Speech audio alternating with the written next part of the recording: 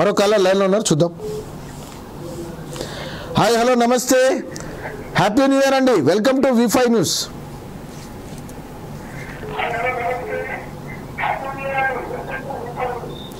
Hello hello, welcome to V5 news. Happy new year. ఎక్కడి నుంచి sir? పేరమ్మా, పేరు? నూతన సంవత్సర శుభాకాంక్షలు V5 తరఫున. థ్యాంక్ యూ అమ్మా. థ్యాంక్ యూ అమ్మా, సేమ్ టు యూ. మీరేం చేస్తుంటారు విజయమ్మ గారు? House wife. Okay madam. So thank you అమ్మ మేడం. మీకు పాత సినిమాల్లో మీకు ఎవరి వాయిస్ ఇష్టము?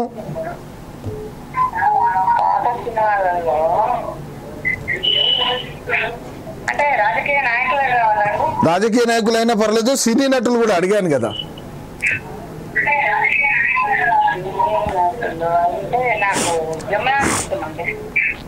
అమ్మా జమున గారు. ఓకే, జమున గారు వాయిస్ చెప్తాను, నో ప్రాబ్లం. బట్ ఏంటంటే పెక్యులర్ వాయిస్లు అడగాలి మీరు అంటున్నాం. జమున గారి వాయిస్ వినండి, తప్పకుండా వినిపిస్తాను. సూర్యకాంతం గారి వాయిస్, మీరు మీ ఏజ్కి సూర్యకాంతం గారు కూడా నేను చక్కగా వాయిస్ చెప్తుంటాను. అది సూర్యకాంతం గారి వాయిస్ వినండి. సూర్యకాంతం గారు, అల్లు రామలింగయ్య, అలాగే రాజ్బాబు గారు, ముగ్గురు కాంబినేషన్లో ఒక చిన్న డైలాగ్ అమ్మా. విజయ్ గారు లైన్లో ఉండి వినండి, ఎంజాయ్ ద డైలాగ్. ముందుగా తల్లైనటువంటి సూర్యకాంతము రాజ్బాబును ఇల్లరికానికి పంపిస్తుంది, తర్వాత పశ్చాత్తాపంతో వెనక్కి రమ్మని చెప్తుంది. ఆ సన్నివేశం ఏ విధంగా ఉందో ఒకసారి విందాం. ముందుగా రాజ్బాబు గారు.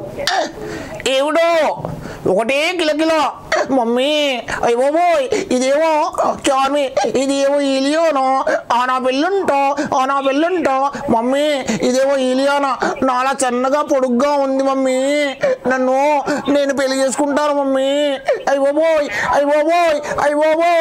నా పెళ్ళుంటో. ఇలా రాజ్బాబు గారు మాట్లాడుతూ ఉంటే అల్లు రామలింగయ్య గారు వస్తారు మధ్యలో. తండ్రి అల్లు రామలింగయ్య గారు,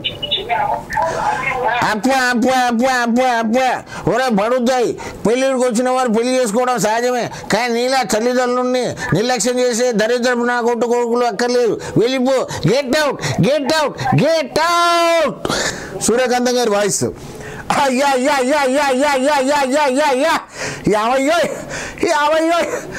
ఒక్కగానే ఒక్క కొడుకు తండ్రి ఇల్లరికం వెళ్ళిపోతానంటే ఎలా ఒప్పుకోను ఆయన? మాయదారి సచ్చింది.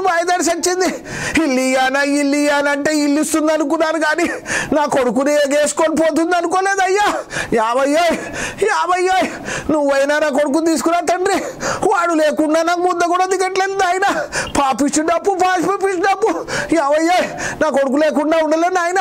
తీసుకురా తండ్రి, తీసుకురా నాయనా.